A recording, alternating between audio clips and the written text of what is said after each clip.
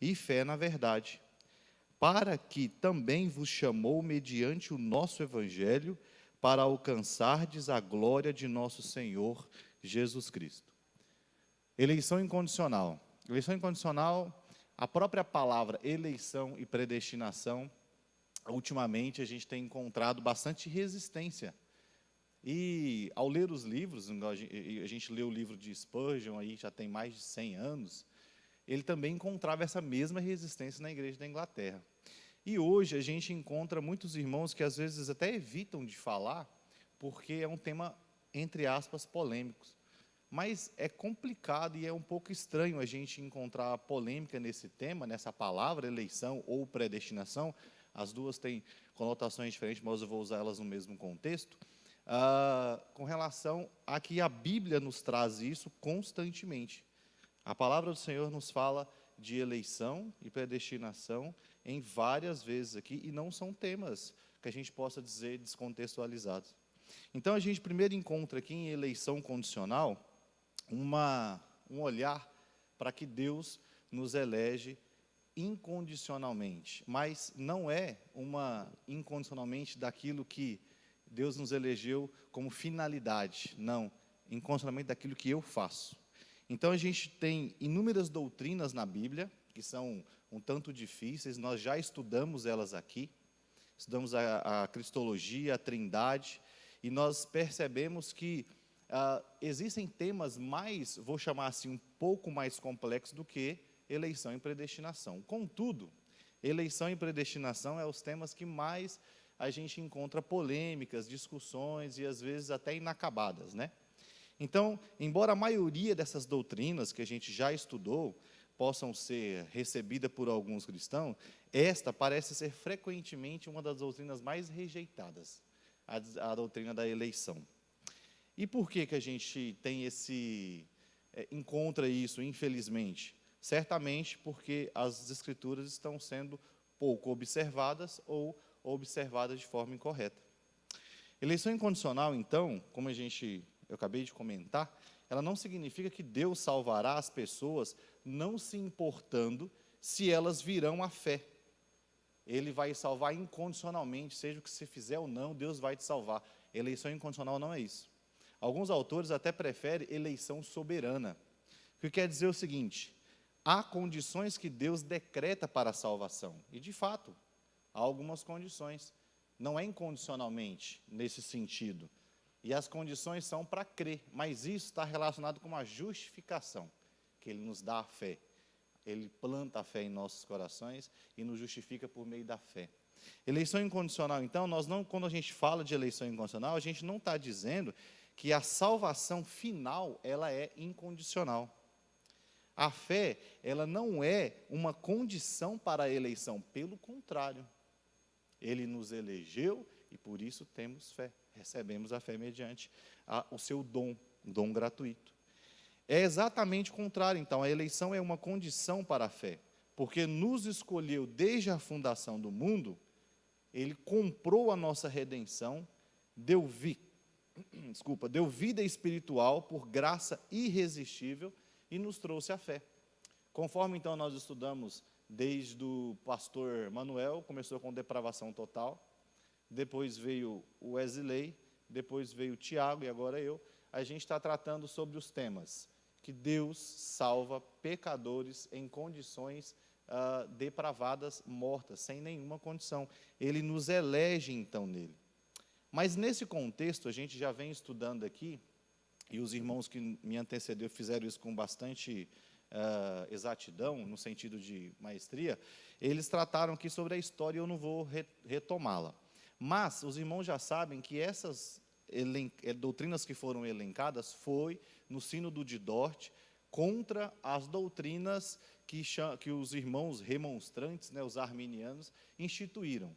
Então, foi para refutar essas heresias que foram elencadas ali em 5 pontos. Então, eles estruturaram 5 pontos também para refutá-las. E, com relação à eleição incondicional, esses irmãos diziam o seguinte, que desde toda a eternidade, Deus ele conseguia ver lá na frente, ele tinha a presciência de ver o que o homem ia fazer.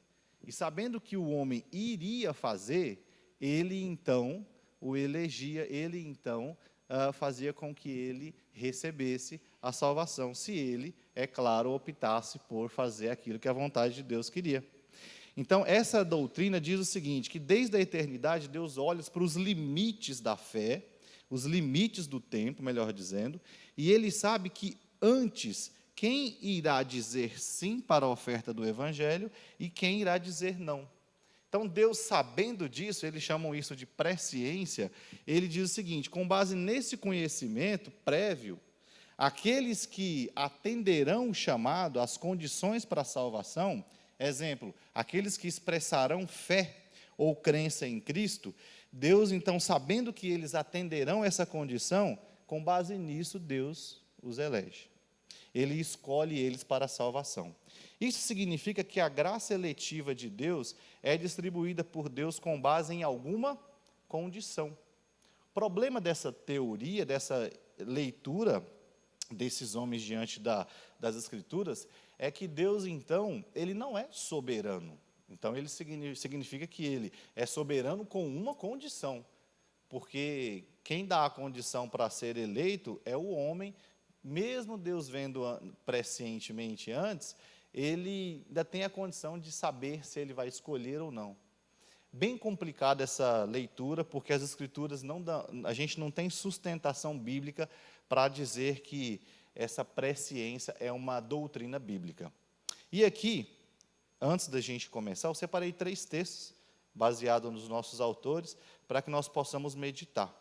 Então, para a gente concluir essa ideia, a eleição ela é anterior à fé, refutando essa ideia da eleição condicional, da presciência de Deus, que Deus já sabia quem ia pecar ou não, então, já que ele sabia, as pessoas, então, têm essa condição de pecar ou não, ele, então, os elege. O texto de Atos 13, 48, podem abrir, por gentileza, Atos 13, 48, vai nos dizer ao contrário disso.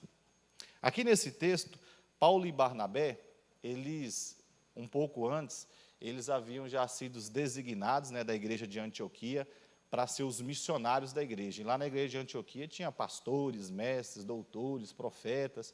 E Paulo e Barnabé aqui foram os eleitos aqui para ir pregar, para fazer esse papel missionário, pregar o evangelho. E a mensagem que eles pregam é essa: que Cristo nos salvou, que Deus nos salvou em Cristo Jesus antes da fundação do mundo.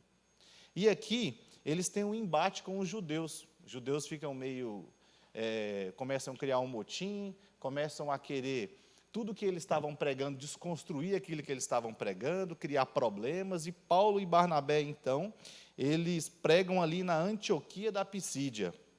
E vamos ler o texto? 13:48. Diz o seguinte: os gentios, ouvindo isto, regozijavam-se e glorificavam a palavra do Senhor. E creram todos os que haviam sido destinados para a vida eterna.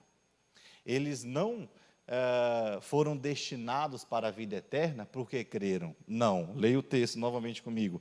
E creram todos os que haviam sido destinados para a vida eterna. Paulo aqui responde aos judeus, dizendo: olha, a mensagem que era para vocês, que vocês rejeitaram, agora, como diz o texto lá do Antigo Testamento, e eu te constituí para a luz dos gentios, a fim de que sejas para a salvação até os confins da terra. Agora a mensagem foi para os gentios, e eles receberam porque o Senhor os elegeu antes da fundação do mundo, para que eles creiassem nessa mensagem. Então, haviam sido destinados para a vida eterna, e daí creram.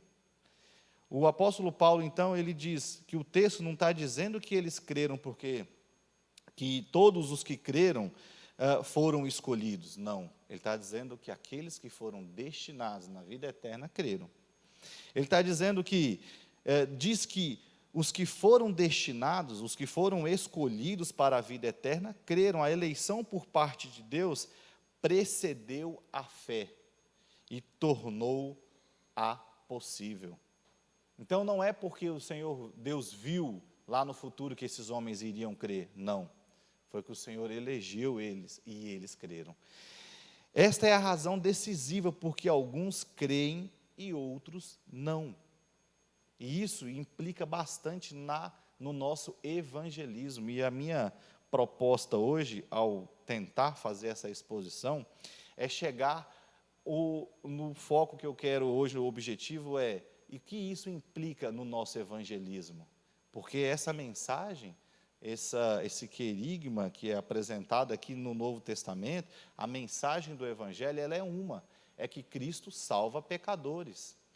Toda a mensagem, por mais que nós estamos fazendo um estudo aqui desses temas, é a mensagem do Senhor. Nós estamos só pegando uma sistematização feita por irmãos que estudaram, mas que apresentam a verdade.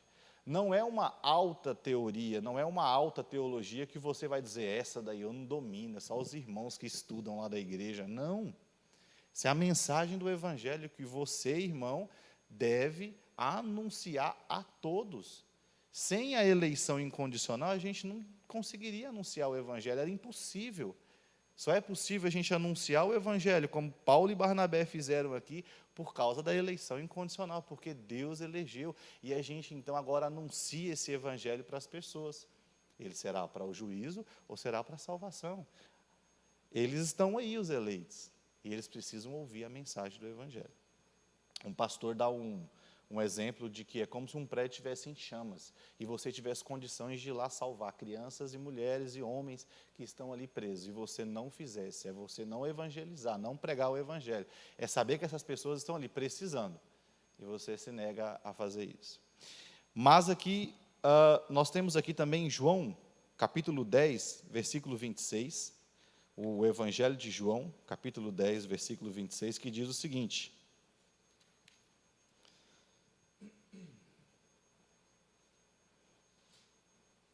mas vós não credes, porque não sois das minhas ovelhas. Novamente, mais outro texto bíblico que olha para essa ideia de eleição condicional e presciência e refuta ela. O texto está dizendo, por que eles não creram? Mas vós não credes, porque não sois das minhas ovelhas. O texto aqui deixa claro para a gente que quem são as ovelhas é algo que Deus resolve antes de chegarmos a crer.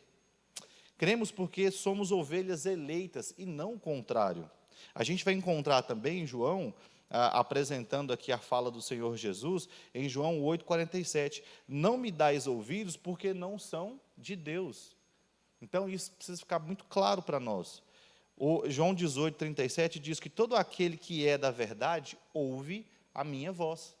Então, o Evangelho precisa ser pregado, porque nós não sabemos quem Deus elegeu, mas Deus elegeu antes da fundação do mundo.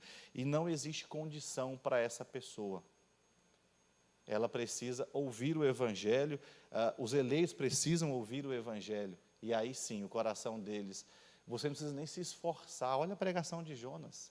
Aqueles que Deus elegeu, você não precisa nem se esforçar. Às vezes a gente quer se esforçar no evangelismo, apresentar fazer algum tipo de coisa que venha ajudar aquela pessoa a convencê-la. Tudo que nós façamos para convencê-la, isso vai ser em vão. Porque nós precisamos anunciar o Evangelho, como ele é. Porque o Senhor é que converte os corações. E aqui, meus irmãos, nesse pequeno tópico introdutório, eu quero entrar agora em três partes. Nós vamos analisar o texto de Romanos agora. Queria que os irmãos abrissem Romanos 9, Romanos capítulo 9, do versículo 11 e 12. E depois de a gente analisar Romanos, nós vamos também fazer uma análise no texto de Efésios 1, e depois nós faremos de Romanos 8.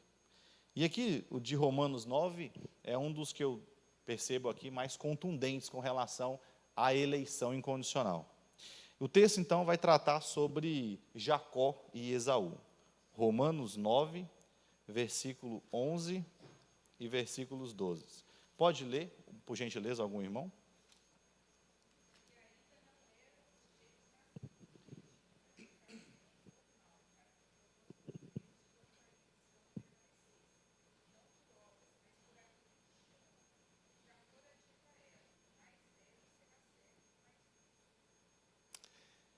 Aqui, o Senhor, o apóstolo Paulo trata aqui o que o Senhor fez.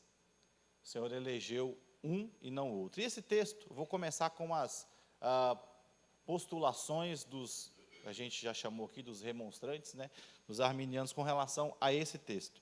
Eles dizem que esse texto está falando de uma eleição de nação, de um povo. E a gente vai identificar aqui no texto que, na verdade, não é bem isso, tá? Então, aqui Deus descreve o princípio, qual que é o princípio que ele escolheu? Jacó e não Esaú. O texto, então, ele não fala de uma nação, da eleição de uma nação, como é dito por alguns intérpretes aí. A questão mais profunda que Paulo estava tratando não era porque Israel, como nação, tinha este ou aquele papel histórico, e sim que indivíduos em Israel eram anátemas e separados de Cristo, e separados de Deus. Aqui o apóstolo Paulo, então, se a gente observar antes, ele começa invocando, falando para o povo de Israel das bênçãos que eles receberam. Esse texto, esse capítulo 9 é um dos textos que a gente usa também, uma das partes do nosso culto é a invocação. E aqui tem as bênçãos. E nós entendemos que nós não invocamos a presença de Deus no culto, porque Deus é Emanuel, é Deus conosco.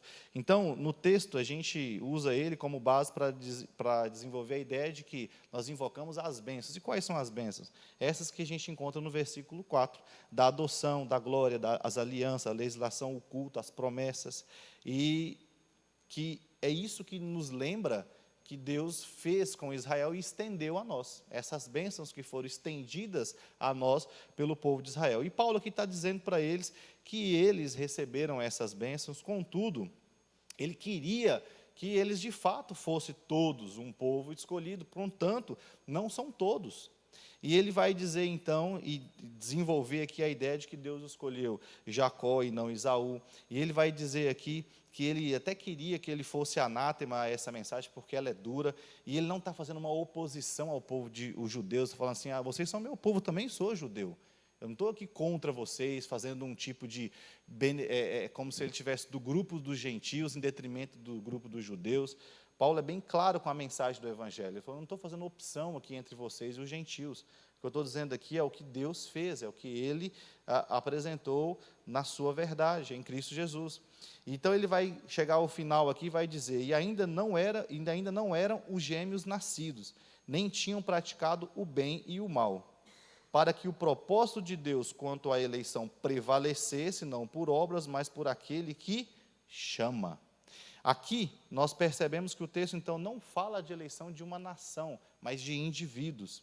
E aqui a gente vai encontrar que nem todos os de Israel são, de fato, israelitas. Ele vai dizer isso no versículo 6. Nem todos, então, foram chamados, foram escolhidos. E ele vai dizer também, vai continuar dizendo, em outras palavras, os indivíduos em Israel que pareciam que nunca foram parte do verdadeiro Israel. Então, ele está dizendo que, mesmo israelitas, alguns nunca foram parte do verdadeiro Israel de Deus.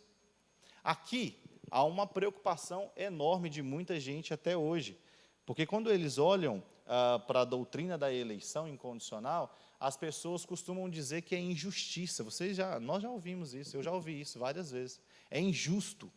Mas isso é injusto, as pessoas costumam dizer isso com todas as palavras, e assim, chamam Deus de injusto, ou até quem está interpelando eles de injusto. Isso é injustiça, isso não é evangelho.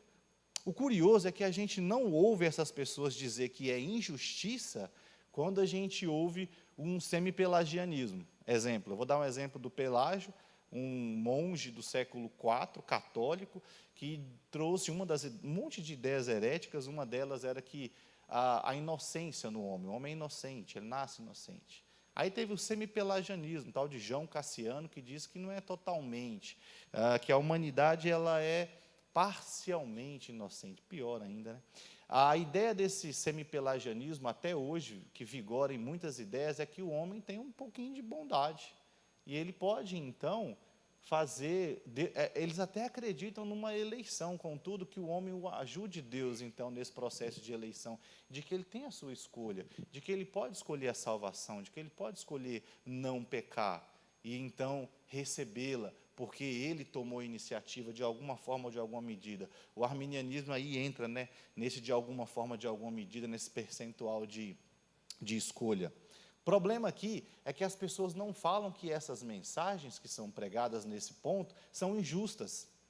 Eles não falam que é injustiça isso. Mas quando eles ouvem a mensagem da eleição incondicional, o evangelho de Cristo, isso é injustiça. Deus não pode fazer isso, é injustiça. Vou dar um exemplo aqui. Meu irmão, quando ele foi para o seminário, em 2009, a gente era de uma igreja pentecostal, meu irmão foi para um seminário presbiteriano, só que não era seminário da IPB, ele era interdenominacional. E ele foi para o seminário, no primeiro semestre ele voltou de férias, e ele chegou lá em casa e falou assim, pronto, eu sou arminiano. Ninguém sabia que era isso lá em casa. Aí a gente pegou e falou assim, eu peguei e falei assim, mas como você é arminiano? A gente nem sabe o que é isso. Ele falou, não, tem duas ideias, duas teorias, calvinista e arminiano. Eu já sou arminiano. Eu falei, cara, mas tem 6 meses, você está lá, espera um pouco, chega no 4º ano, aí você toma a sua decisão. As pessoas acham que é mais justo uma visão de que Deus, ele tem uma parcela de eleição junto com você. Ah, vamos dividir ali. Deus pode até ter mais nessa parcela, mas eu tenho um pouquinho. É inadmissível não ter nada. Tem que ter um pouquinho, tem que ter um pouquinho de escolha. E as pessoas, e Paulo responde essas pessoas. Paulo faz uma pergunta. Depois que ele termina, amei Jacó, porém me aborreci de Esaú. Aborreci aqui não é gostei menos. A palavra aqui no grego não é gostei menos, é me aborreci mesmo. Aborrecimento de fato, é negar de fato mesmo. E aqui o texto diz e Paulo continua, que diremos, pois? Ele faz uma pergunta, ele antecipa a questão. Sabe aquela conversa que a gente tem com alguns irmãos, e aí você já fala assim, e daí? Ou, e por que que ele elegeu? E o que eu posso dizer disso? Paulo já antecipa a questão, porque ele sabe que essa questão vai vir. Mas as pessoas vão vir sempre, quando a gente está comentando, às vezes, infelizmente, incrível. Isso pode ser com crente, com cristãos, e isso me lembra de um livro, no prefácio, chama Mistério do Espírito Santo, do Sproul. Quando ele fala que quando ele converteu, ele era crente, hein? Quando ele converteu, ele chegou na namorada dele, mas antes dele chegar, ele falou, fiquei numa sinuca de bico. Ele fala que, como é que eu vou dizer para minha namorada, que eu não posso viver em julgo desigual? Eram crentes. Ele entendia isso já como julgo desigual, quando ele recebeu a conversão de quem era Cristo, de quem era o Senhor e do que era o Evangelho. Ele falou, como é que eu vou contar para ela? E ele orava, e falou, orava incessantemente para que Deus convertesse ela. E quando ele contou para ela, ela pegou e falou, você está ficando doido, nós somos crentes desde quando nós namoramos, começamos a namorar, desde quando criança, cantamos no coral juntos, você vem falar para mim que você agora encontrou Cristo? E quando ele foi falar para o pastor dele, foi pior, o pastor dele xingou ele, usou um palavrão lá, um palavrão não, chamou ele de imbecil, idiota, alguma coisa assim. E ele então, o R6 Pro, hein? E ele então, assim, e meio assim, mas já estava certo de o que Deus havia feito na vida dele. E ele dá continuidade, e ele vai dizer então que a mulher dele, a namorada dele na época foi num convite com um pastor, numa reunião, e lá ela falou, realmente, eu conheci o Espírito Santo hoje. Muitos irmãos, quando a gente traz o Evangelho, e ele fala, não. Eu comentei com um amigo meu esses dias, eu falei, nós pecamos, nós somos depravados totalmente, não tem área da nossa vida que não há pecado. Nada que possamos fazer, há pureza naquilo. E ele tinha uns 40 anos de crente, e ele falou, não, você está ficando doido? Onde é que você tirou isso? As pessoas têm dificuldade, resistência, não só com a eleição incondicional, mas com toda a doutrina das Escrituras, que mostra quem nós somos e quem Deus é. É injustiça, você fala assim, é injustiça, isso é injustiça, Deus não pode eleger uns para salvação e outros para perdição, isso é injustiça. Contudo, o apóstolo Paulo antecipa, que diremos, pois, a injustiça da parte de Deus? Aí ele usa um termo aqui que eu acho que os pastores, teólogos também acham. Deus o livre. Não há injustiça da parte de Deus, não. E o interessante é que a gente quer o conceito de injustiça aqui em Romanos, de justiça, melhor dizendo, na salvação, é muito profundo, o livro é muito aplicado nisso, é um tribunal de júri mesmo. E aqui, quando relaciona a justiça de Deus, a gente acha que ele foi justo com uns e injusto com outros. Quando Deus foi justo com uns, é porque, se ele é justo, é porque esse, então, vai perecer no inferno. Aí é a justiça de Deus. Deus, ele agiu com justiça com uns e com benevolência, e com bondade, e com graça com outros. É assim que a gente olha para as Escrituras e o que ela nos diz. Ele não agiu com, no sentido contrário, né? Ele agiu com justiça com injustiça com outros. Não. Todos mereciam ir para o inferno, todos mereciam o fogo eterno, mas ele agiu com justiça, dando o inferno mesmo realmente àqueles que mereciam, e com misericórdia, graça e bênção. Aí o pessoal fala, mas e Noé? Ele foi justo. Falo, não, mas se você ler um pouquinho antes, um capítulo antes, um versículo antes, vai dizer, e Deus foi benevolente com Noé. Noé era um homem justo, íntegro. Antes dele ser homem justo e íntegro, Deus foi benevolente com ele. Então não tem texto na Bíblia que faça algum tipo de meio termo para você dizer assim, mas eu ainda posso. Não dá, meus irmãos, não tem. As Escrituras, Paulo responde isso de forma enfática. Terei misericórdia de quem me aprouver ter misericórdia, e compadecer-me-ei de quem me aprouver ter compaixão. Aí ele conclui aqui, todavia, ou assim, pois não depende de quem quer ou de quem corre. Isso aqui não está falando de nação nenhuma, está falando de indivíduo. A gente está vendo aqui o tempo todo elencando pontos para indivíduos, questões singulares. Não de quem quer ou de quem corre, mas de usar Deus a sua misericórdia. E aí ele continua. Porque a Escritura diz a Faraó, para isto mesmo te levantei, para mostrar em ti o meu poder e para que o meu nome seja anunciado por toda a terra. Logo, tem ele misericórdia de quem quer, e também endurece a quem ele apraz. Deus quer salvar uns e não outros. Isso é um fato no texto bíblico. E a soberania de Deus, ela não é injusta, pelo contrário, ela é constrangedoramente justa, abençoadora. Em Romanos 9,16, ele responde, então, assim, pois, não depende de quem quer. Deus depende, na verdade, depende, viu, meus irmãos? Existe um livre aí, um livre-arbítrio, existe uma vontade, mas é de Deus. Ele é livre e ele exerce a sua livre vontade soberana para destinar uns à salvação e outros à perdição. Existe livre vontade? Existe. De Deus. Ele é soberano e ele exerce a sua livre vontade. Vamos analisar agora, meus irmãos, o texto de Efésios, Efésios 1, 3 ao 6. Antes disso, em Romanos 11, a gente pode verificar também que o texto diz o seguinte, Romanos 11, 7. Deixa eu ler aqui para os irmãos. Que diremos, pois? Ele faz outra pergunta. O que Israel busca, isso não conseguiu, mas a eleição o alcançou. E os mais foram endurecidos. Paulo novamente reitera aqui. Ele enfatiza outra vez a natureza individual da eleição do povo de Israel. Paulo admitiu que a eleição lida com indivíduos e com os destinos eternos desses indivíduos. Efésios 6, Efésios 6, 1, versículo 3 ao 6. Pode ler, por gentileza, algum irmão? 3, o capítulo 1, desculpa, tá? Versículo 3 até o versículo 6.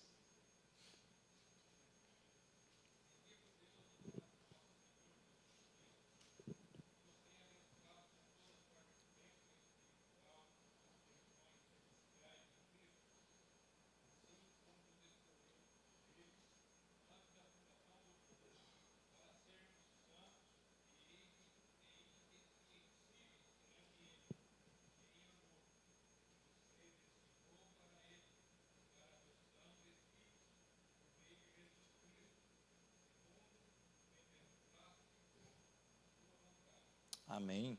Nossa predestinação para a filiação. Paulo está dizendo aqui? E eu vou começar novamente a fazer a mesma ideia que eu fiz no outro texto. Alguns intérpretes, eles argumentam que esta eleição, antes da fundação do mundo aqui, ela foi apenas uma eleição de Cristo. Então, aqui Paulo está dizendo que Cristo é que foi eleito. Eu já ouvi isso, essa eu já ouvi. Mas não uma eleição, já ouvi quando eu estava ainda no início, vamos dizer assim, da fé reformada. Mas não uma eleição de quais indivíduos estariam realmente em Cristo. Equivale dizer que não há eleição incondicional de indivíduos para a salvação e que Cristo é apresentado como escolhido de Deus, segundo essa leitura desses irmãos aí, remonstrantes. Cristo é apresentado como escolhido de Deus. Deus não escolhe indivíduos, pois não pode convertê-los eficazmente. Pode apenas iniciar a convicção, mas tem de esperar e vem apenas iniciar a convicção, mas tem de esperar e ver quem proverá o impulso decisivo para despertar a si mesmo dentre os mortos e escolhê-los. Novamente, aquela mesma ideia de que Deus, então, ele prescientemente vê, então ele elegeu aqui, no caso, foi Cristo, não foi pessoas, e que ele, então, inicia uma convicção, e aí é estranho, né? São teorias que são ginásticas que são feitas, e vão colocando condições aqui na teoria. A gente não encontra isso em ponto nenhum, mas é feita, infelizmente. E esse homem, então, esses homens que foram, então, iniciados ali, já tiveram um pouco de convicção, poderão, então, agora tomar escolha para a salvação, escolher Deus, escolher a salvação em Cristo Jesus. Essa argumentação, ela não harmoniza nem um pouco com os nossos versículos. Exemplo, observem aí o versículo 11 de Efésios 1, versículo 11. Olha só, no versículo 11 diz: predestinados segundo o propósito daquele que faz todas as coisas conforme o conselho da sua vontade. Predestinados. Então não foi Cristo aqui. Versículo 4, nos escolheu nele. Como é que ele escolhe Cristo? Em Cristo? Seria então, se ele predestinou Cristo aqui no texto, é Cristo em Cristo que ele escolhe? Então, nos escolheu em Cristo, nos escolheu nele. O significado, então, da palavra traduzida de selecionar é pegar de um grupo, é selecionar de um grupo. Lucas 6,13 diz que Jesus escolheu, essa mesma palavra está lá em Lucas 6,13, Jesus escolheu os 12 dentre os demais discípulos. Ele reuniu todos os discípulos e escolheu 12 entre os discípulos dele. Então, Deus escolheu pessoas dentre toda a humanidade.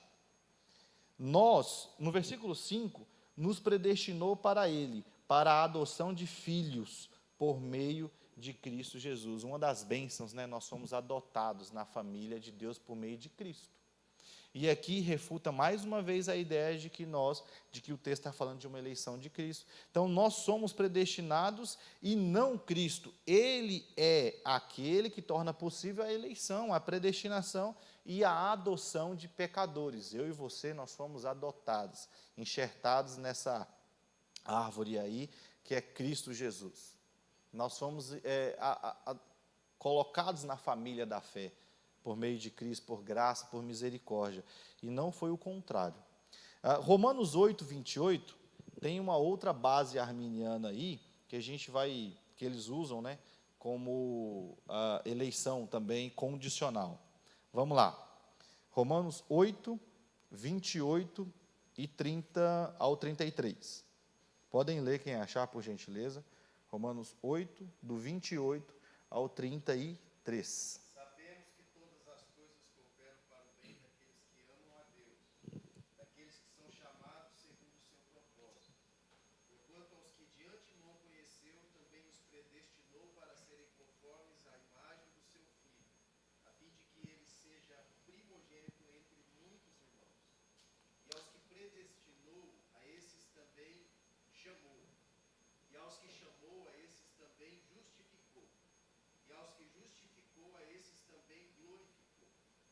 Aqui a passagem já fala, olha aí, de antemão conheceu.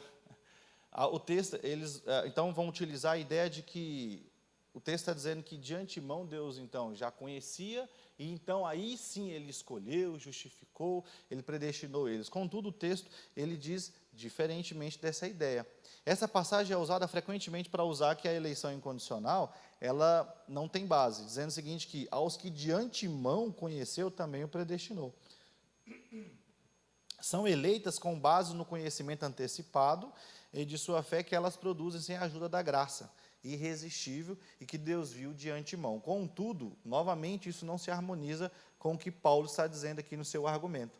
No versículo 30, conforme o pastor leu, e aos que predestinou, a estes também chamou. Aqui o texto está dizendo o seguinte, são eleitas, ao chamar, o chamar não é feito para todas as pessoas.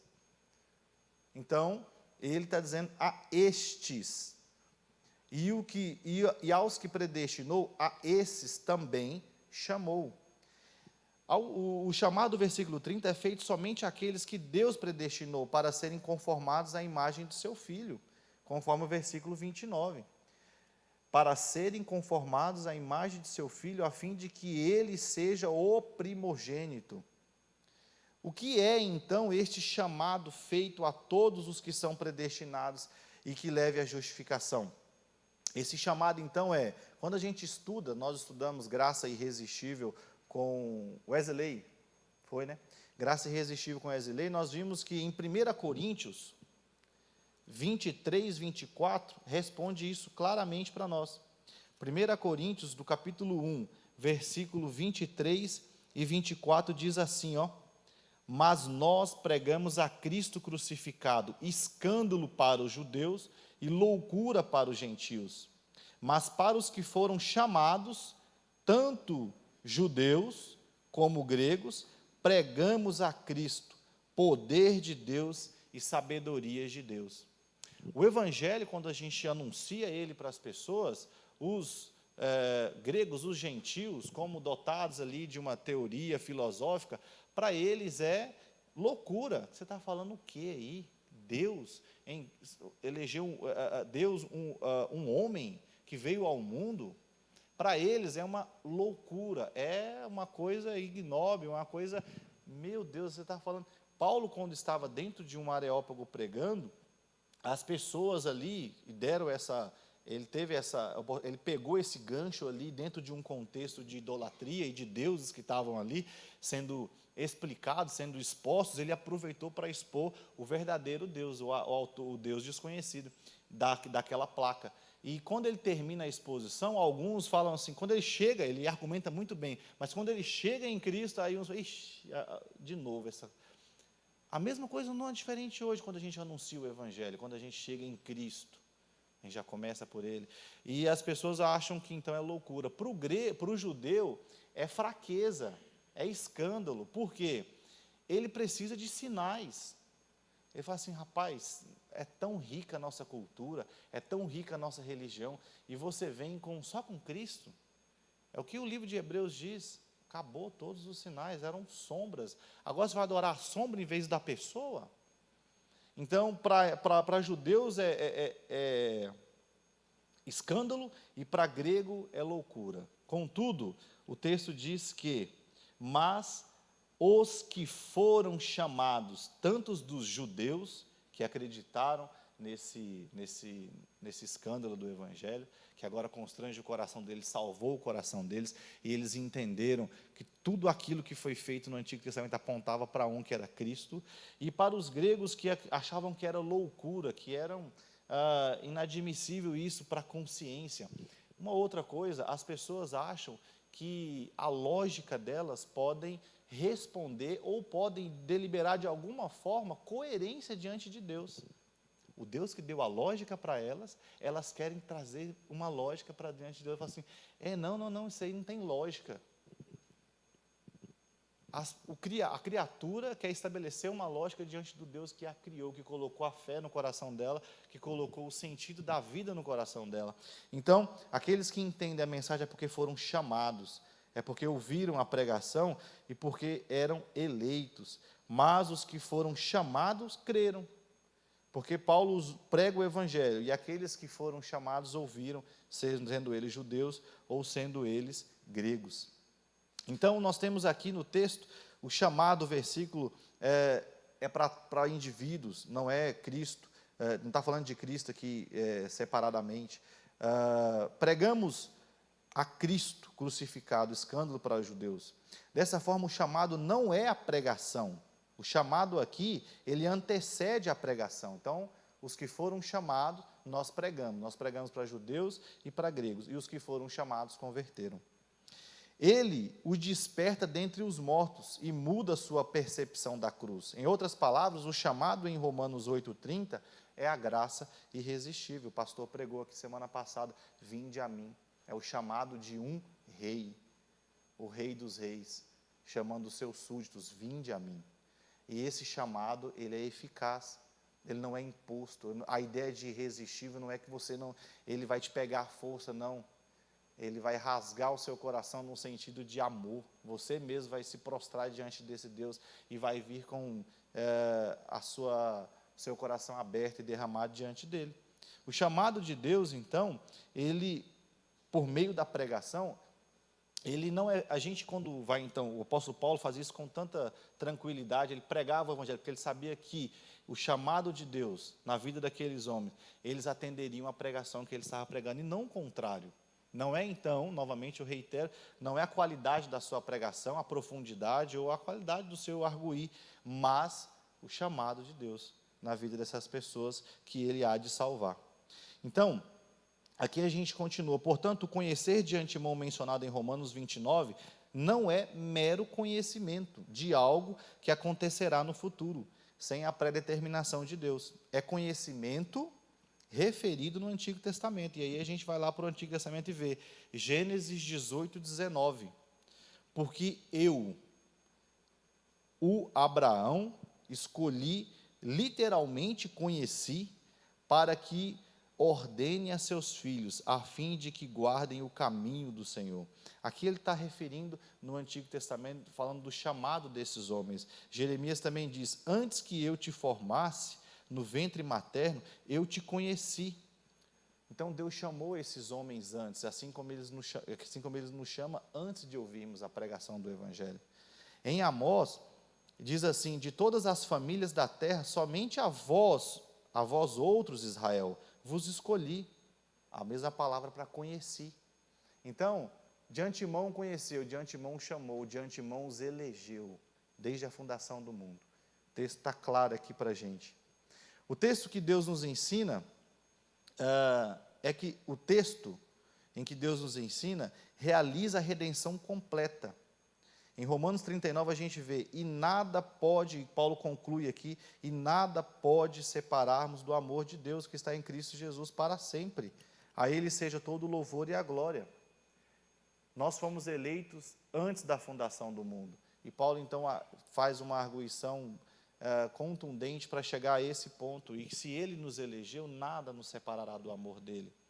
Eu quero ler aqui uma implicação que eu trouxe de um livro, com relação à evangelização. Algumas implicações da eleição incondicional com relação à nossa evangelização. Porque nós estudamos já no começo com relação a... Alguns chamam paradoxo, outros chamam antinomia, que é a soberania de Deus e a responsabilidade do homem. Nenhuma anula a outra. São duas antinomias que estão aqui nas Escrituras Sagradas. E a crença de que Deus é soberano, em graça, não afeta a responsabilidade do homem ou do pecador. E o texto vai dizer assim, aqui o autor, aqui eu estou usando o J.I. Packer, ele vai dizer com relação ao evangelismo, a evangelização. A mesma Bíblia inspirada que revela essa doutrina da eleição bíblica, que contém palavras, que está lá em Ezequiel 18, 31, lançai de vós todas as vossas transgressões, com que transgredistes, e criai em vós um coração novo e espírito novo, porque morrereis, ó casa de Israel. Ele está dizendo aqui, com relação à responsabilidade, criar em vós. E ele continua em João, agora um outro texto, em João 5,40, diz, contudo, não quereis vir a mim para terdes vida? Novamente, um texto que está falando com relação à responsabilidade humana. E outro texto também de João 3,19. O julgamento é este, que a luz veio ao mundo, e os homens amaram mais as trevas do que a luz, porque as suas obras eram más. A Bíblia jamais fala que pecadores não obtêm o céu porque não são eleitos. Não é isso. A gente já viu isso, Tiago já tratou sobre responsabilidade humana. Mas porque rejeitaram a grande salvação. Por isso que você deve pregar. Para o juízo ou para a salvação. E porque não querem se arrepender e crer. O juízo final provará que não é em razão da falta de eleição de Deus, mas sim a displicência ao amor pelo pecado, a incredulidade, a falta de vontade de vir a Cristo, que arruinam as almas que estão perdidas. E o autor diz mais aqui, o que significa então a evangelização? O que significa evangelizar? Significa simplesmente que a evangelização descrita, como nós a descrevemos, não tem possibilidade de alcançar sucesso. Nossa evangelização não tem possibilidade de alcançar sucesso. Por mais clara e convincente que possamos ser na apresentação do Evangelho, não temos esperanças de convencer ou converter alguém. Será que você ou eu temos a capacidade de, por meio da nossa conversa honesta, romper o poder de Satanás sobre a vida dos homens? Claro que não. Será que eu ou você temos a capacidade de dar vida àqueles que estão espiritualmente mortos? É claro que não. Podemos, mediante pacientes explicações, ter a esperança de convencer pecadores ao verdadeiro Evangelho? Não. Será que podemos ter a esperança de levar os homens a obedecerem o Evangelho por meio de quaisquer palavras de súplica que possamos proferir? Nossa abordagem da evangelização não é totalmente realista até que tenhamos encarado esse fato terrível e deixemos que ele exerça o seu devido impacto sobre nós. Qual que é o fato terrível? É a ideia de que Deus elegeu nós antes da fundação do mundo, e é Ele que chama essas pessoas antes da pregação. A nossa pregação é a confirmação que os eleitos ouvirão a mensagem, então nós devemos pregar a todos, e isso não é um fatalismo que nos leva a não pregar o Evangelho, a não anunciar Ele, a não crer que somente Ele pode reviver pessoas que estão mortas em seus delitos e pecados. Pelo contrário, Deuteronômio 7, do 7 a 8 diz: não vos teve o Senhor afeição, nem vos escolheu porque fosseis mais numerosos do que qualquer povo, pois éreis o menor de todos os povos, mas porque o Senhor vos amava, Ele nos amou. Prega o Evangelho, anuncia o Evangelho. Evangelizar não precisa de um culto específico. Aqui é um evangelismo. A mensagem do Evangelho, o querigma, a mensagem Cristo, é o poder para a salvação de corações que estão mortos, que não tem como reviver por si só. Precisam ser regenerados. A doutrina da justificação, ela nos apresenta bastante isso, mas não é o nosso caso de tratá-la agora. O que aconteceu com Israel aconteceu conosco. O Senhor nos amou e nós ouvimos a mensagem do Evangelho. E nosso coração contristou a essa mensagem. E nós reconhecemos agora quem é o Senhor Jesus. Foi por meio da eleição incondicional.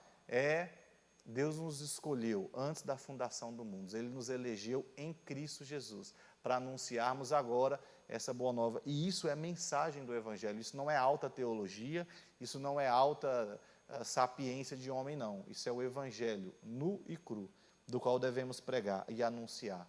A evangelização, ela é feita em todas as oportunidades, em todos os contextos do qual nós anunciamos o Evangelho, porque pregar o Evangelho é anunciar a Cristo, é evangelizar.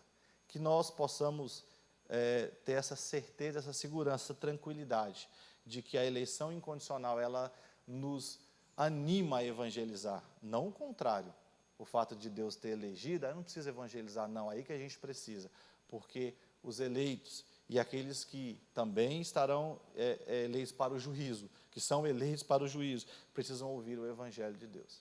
E que o nosso chamado, a nossa comissão, ela é temporária. O que vai permanecer é a adoração. Nós somos chamados para adorar a Deus e comissionados para levar o Evangelho. Vai acabar a comissão. A missão vai acabar, mas vai permanecer a adoração.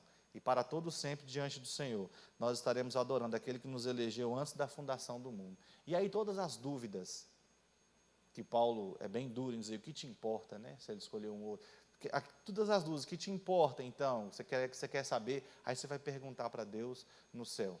Mas até então, o que te importa se Deus escolheu uns para salvação e outros para perdição? O que importa é que o Senhor nos escolheu. E como Noé deve ter entrado em colapso, por que eu e não os demais? Por que eu? Não é? Senhor, obrigado. Te louvo porque o Senhor tem me ensinado, tem me trazido o teu evangelho, me ensina a evangelizar, a falar mais do Senhor, a continuar trazendo essa mensagem, que é a única mensagem de salvação, a única mensagem que pode reviver mortos, a única mensagem que pode trazer vida a ossos secos. Senhor, me ensina, Senhor, a ser fiel à tua palavra. Me ensina a obedecer o Senhor, a servir na minha casa, a servir na minha igreja e a servir na sociedade, evangelizando, levando o teu santo nome. Me ajude, Senhor, eu preciso do Senhor. Em nome de Jesus que nós agradecemos. Amém.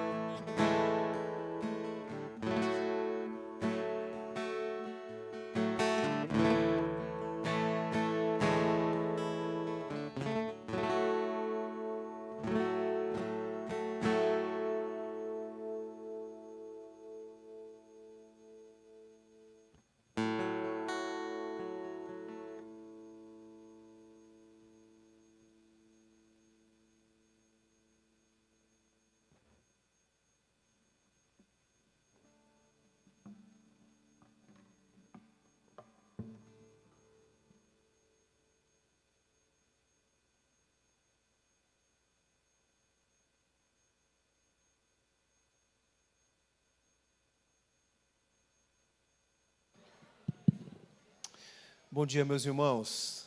Graça e paz. Amém? Eu sei que tem algumas pessoas ainda fazendo o intervalo, né, da nossa escola bíblica para o nosso horário de culto, mas eu gostaria de convidar você que já está aí acomodado a dedicar um tempo de oração ao Senhor.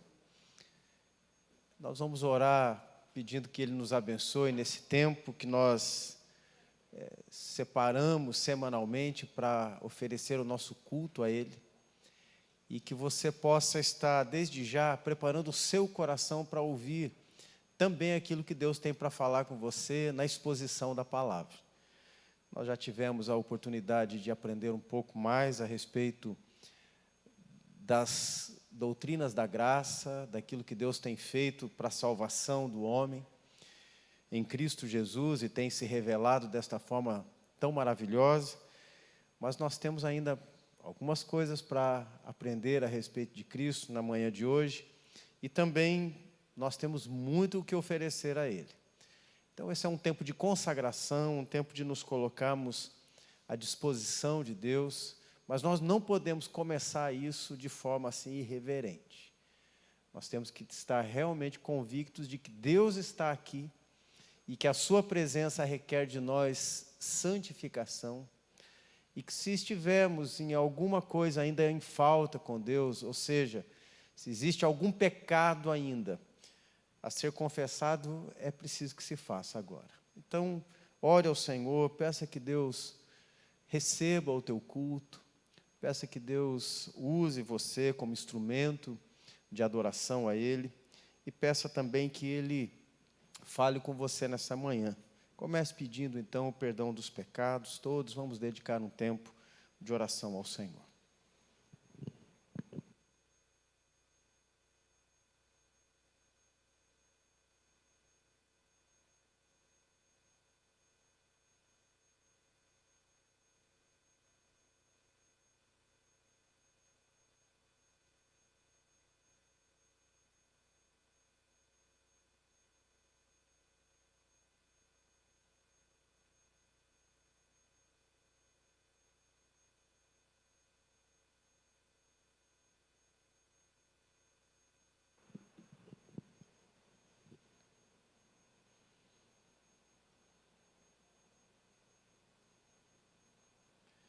Agora, pois, já nenhuma condenação há para os que estão em Cristo Jesus. Porque a lei do Espírito da vida em Cristo Jesus te livrou da lei do pecado e da morte. Porquanto o que fora impossível à lei, o que estava enferma pela carne, isso fez Deus enviando o seu próprio Filho em semelhança de carne pecaminosa, e no tocante ao pecado. E com efeito condenou Deus na carne o pecado, a fim de que o preceito da lei se cumprisse em nós, que não andamos segundo a carne, mas segundo o Espírito. Porque os que se inclinam para a carne cogitam das coisas da carne, mas os que se inclinam para o Espírito, das coisas do Espírito. Porque o pendor da carne dá para a morte, mas o do Espírito para a vida e paz. Por isso, o pendor da carne é inimizade contra Deus, pois não está sujeito à lei de Deus, nem mesmo pode estar. Portanto, os que estão na carne não podem agradar a Deus. Vós, porém, não estáis na carne, mas no Espírito, se de fato o Espírito de Deus habita em vós. E se alguém não tem o Espírito de Cristo, esse tal não é dele. Se, porém, Cristo está em vós, o corpo, na verdade, está morto por causa do pecado, mas o Espírito é vida por causa da justiça. Se habita em vós o Espírito daquele que ressuscitou Jesus dentre os mortos, esse mesmo que ressuscitou a Cristo Jesus dentre os mortos, vivificará também o vosso corpo mortal, por meio do seu Espírito que em vós habita. Louvado seja o nome do Senhor. Que o Senhor possa, nessa manhã, ouvir essa nossa oração, Senhor, de que cremos que os nossos pecados, todos eles, foram perdoados e nós estamos purificados em Cristo Jesus. Nós sabemos, ó Deus, que a nossa natureza pecaminosa ainda nos faz pecadores diante do Senhor. Porque assim é que somos, essa é a nossa natureza carnal. Mas louvado seja o teu nome, que já perdoou o nosso pecado, todos eles, por toda a eternidade, estamos redimidos pelo sangue de Cristo. E temos do Senhor a promessa de que este corpo corruptível será transformado no dia do Senhor em um corpo incorruptível, que não mais estará sujeito às inclinações da carne pecaminosa. O Senhor nos glorificará. E em Cristo já estamos assentados em regiões celestiais, em tronos, porque não somos mais inimigos teus, Senhor. Somos teus filhos amados.